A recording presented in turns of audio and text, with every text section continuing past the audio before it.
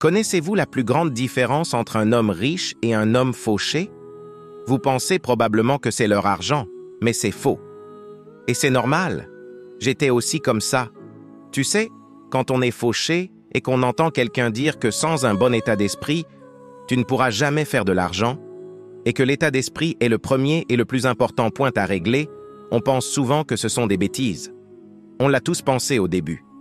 Mais maintenant que je suis où je suis dans la vie, les gars, je vais vous dire par connaissance de cause que sans un bon état d'esprit, tu ne seras jamais libre financièrement, je peux te l'assurer. Cela m'a pris des années avant de réaliser cela. Une fois que j'ai cédé et que j'ai réglé mon état d'esprit, c'est là que j'ai réussi à devenir libre financièrement en seulement 2 ans, après avoir pris au sérieux le fait de régler mon état d'esprit et de commencer à réfléchir comme un homme riche au lieu de réfléchir comme un homme fauché en manque d'argent. C'est là que j'ai réalisé que l'argent est simplement un résultat de comment tu vois l'argent, le travail et surtout le business. Alors, c'est quoi la différence entre un homme riche et un homme fauché? La différence fondamentale réside dans leur état d'esprit. Les riches pensent différemment des pauvres et des classes moyennes. La plupart des personnes fauchées ont déjà quitté cette vidéo, voilà la toute première différence. Si tu es toujours là, sache que tu marches déjà dans le bon sens. Ceux qui ont quitté la vidéo sont trop bêtes pour écouter la vérité et cherchent seulement des raccourcis pour gagner de l'argent. Pathétique. Aujourd'hui, les gars, je vais vous expliquer les 8 différences entre un état d'esprit riche et un état d'esprit pauvre. Et ce n'est qu'en les comprenant que vous pourrez devenir riche. Croyez-moi, c'est là que tout commence, les gars. Alors, reste jusqu'à la fin pour bien assimiler cela et je te garantis que tout ton regard et perception de l'argent et du business changera. Tout sera différent après cette vidéo, les gars. Numéro 1. La valeur de l'éducation. La grande différence entre un état d'esprit riche et un état d'esprit pauvre est que les riches comprennent la valeur de la connaissance. Ils savent que la véritable éducation commence après l'école. Ils lisent sur l'argent, le développement personnel et apprennent des compétences pour mieux réussir dans la vie. Ils apprennent constamment. Les personnes avec un état d'esprit pauvre ignorent l'importance de l'apprentissage constant. Elles pensent qu'elles en ont fini après avoir obtenu leur diplôme et, si elles décident d'apprendre quelque chose, elles ne le feront que si c'est gratuit ou aussi bon marché que possible. Elles sont trop étroites d'esprit pour reconnaître la véritable valeur de l'éducation. C'est pourquoi vous trouverez toujours des personnes fauchées qui qualifient tout produit d'information en ligne d'arnaque parce qu'elles sont lentes d'esprit et ne comprennent pas la valeur de l'éducation. Numéro 2. La valeur du temps. Tout comme pour l'éducation, les personnes fauchées ne respectent pas le temps. Elles ne reconnaissent pas sa véritable valeur.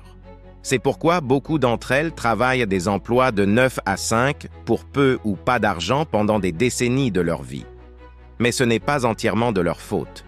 Vous voyez, nous avons tous été trompés en grandissant. On nous a dit que nous devions suivre le chemin de carrière consistant à travailler 50 heures par semaine pour recevoir un chèque de paie stable, et ainsi, les gens travaillent comme des esclaves en mettant de plus en plus d'heures pour gagner un peu d'argent supplémentaire. Le problème avec cela est que votre temps est limité. Vous n'avez que 24 heures dans une journée. Donc en échangeant des heures contre des dollars, vous êtes limité dans ce que vous pouvez gagner. Que vous soyez payé 15 ou 150 dollars de l'heure, vos revenus sont limités par le nombre d'heures que vous pouvez consacrer. Les riches savent que le temps est l'actif le plus précieux que nous ayons. Ils ne cherchent pas à échanger du temps contre de l'argent, ils ont quelque chose de bien mieux. Échanger de la valeur contre de l'argent, ce qui signifie qu'ils sont payés en proportion directe de la valeur qu'ils apportent. Pensez à échanger de la valeur contre de l'argent, pas du temps. Réfléchissez à la valeur que vous pouvez créer pour les autres et comment vous pouvez la livrer. Quels atouts, compétences, connaissances, connexions ou idées avez-vous que les gens valorisent? Reconnaissez vos forces et compétences, puis investissez-vous entièrement.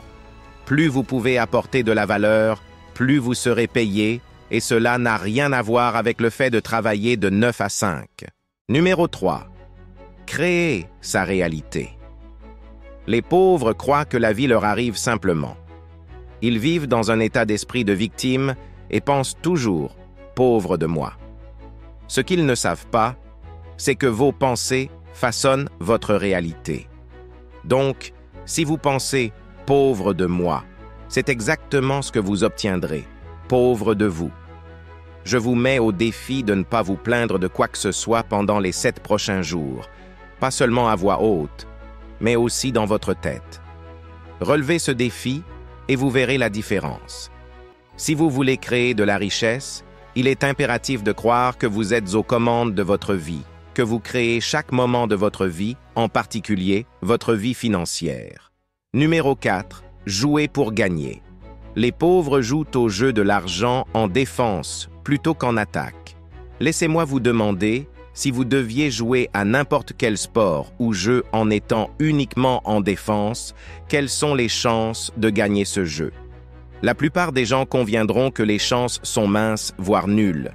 Pourtant, c'est exactement ainsi que les gens jouent au jeu de l'argent. Leur principale préoccupation est la survie et la sécurité, pas la richesse et l'abondance. Le grand objectif des riches est d'avoir une richesse massive et une abondance. Le grand objectif des pauvres est d'avoir assez pour payer les factures à temps. Ils peuvent dire qu'ils veulent la liberté financière, mais leur véritable intention est de gagner juste assez pour survivre. Laissez-moi vous rappeler le pouvoir de l'intention. Lorsque votre objectif est d'avoir juste assez pour payer les factures, c'est exactement ce que vous obtiendrez. Juste assez pour payer les factures et généralement pas un centime de plus. Vous obtenez ce que vous avez véritablement l'intention d'obtenir. Numéro 5. Évitez les problèmes. Devenir riche n'est pas une promenade de santé. C'est un voyage plein d'obstacles, de détours et de rebondissements. Le simple fait est que le succès est désordonné. La route est jonchée de pièges et c'est pourquoi la plupart des gens ne la prennent pas. Ils ne veulent pas de problèmes. C'est là qu'on trouve l'une des plus grandes différences entre les riches et les pauvres. Les riches et les gens qui réussissent sont plus grands que leurs problèmes, tandis que les pauvres et les gens qui échouent sont plus petits que leurs problèmes. Les pauvres feront presque tout pour éviter tout ce qui ressemble à un problème. Ils reculent devant les défis. L'ironie est que, dans leur quête pour s'assurer qu'ils n'ont pas de problème, ils ont le plus gros problème de tous. Ils sont fauchés et misérables. Écoutez, le secret du succès n'est pas d'essayer d'éviter ou de réduire vos problèmes, mais de vous développer pour que vous soyez plus grand que n'importe quel problème. Ce qui est important à réaliser, c'est que la taille du problème n'est jamais le vrai problème. Ce qui compte, c'est votre taille. Souvenez-vous que votre richesse ne peut croître que dans la mesure où vous grandissez. L'idée est de vous développer à un point où vous pouvez surmonter tous les problèmes qui entravent votre chemin vers la création de richesse et sa conservation une fois que vous l'avez. Les riches ne reculent pas devant les problèmes, ne les évitent pas et ne se plaignent pas des problèmes. Les riches sont des guerriers financiers et, lorsqu'un guerrier est confronté à un défi, il dit « Allez-y, je suis prêt ». Numéro 6. Produire. Un état d'esprit riche aime créer et produire. Ils éprouvent de la joie à voir leurs idées prendre vie et générer de la valeur. En revanche, l'état d'esprit pauvre se concentre sur la consommation, souvent au détriment de la santé financière à long terme. Numéro 7. Prendre des risques. Les états d'esprit pauvres vivent souvent dans la peur de prendre de nouveaux risques. Ils sont terrifiés et préfèrent jouer la sécurité. Mais les personnes avec un état d'esprit riche prennent des risques calculés.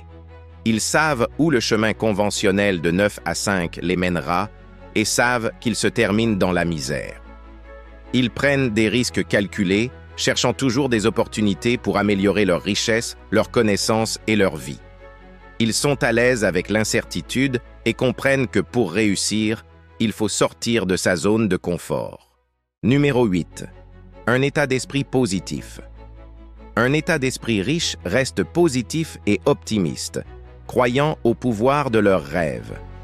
Ils savent que la négativité vous tire vers le bas et entrave le progrès. Je ne parle pas seulement de pensée positive ici, Je parle d'une manière habituelle de voir le monde. Les pauvres viennent de la peur. Leurs esprits scannent constamment ce qui ne va pas ou ce qui pourrait mal tourner dans n'importe quelle situation. Leur état d'esprit principal est « et si ça ne marche pas ?» ou, plus brutalement, « ça ne marchera pas ». Les riches, comme nous l'avons déjà discuté, prennent la responsabilité de créer leur vie et partent du principe que « ça marchera parce que je le ferai marcher ».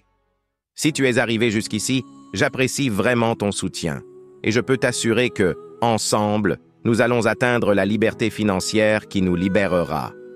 Alors, laisse-moi un commentaire doux avec le mot 100% pour que je sache qui tu es et que tu as regardé l'ensemble de la vidéo. Si la vidéo t'a aidé, laisse-moi un j'aime pour me motiver à vous donner plus. N'oublie pas de t'abonner pour ne rien rater à l'avenir. Merci de regarder, à la prochaine.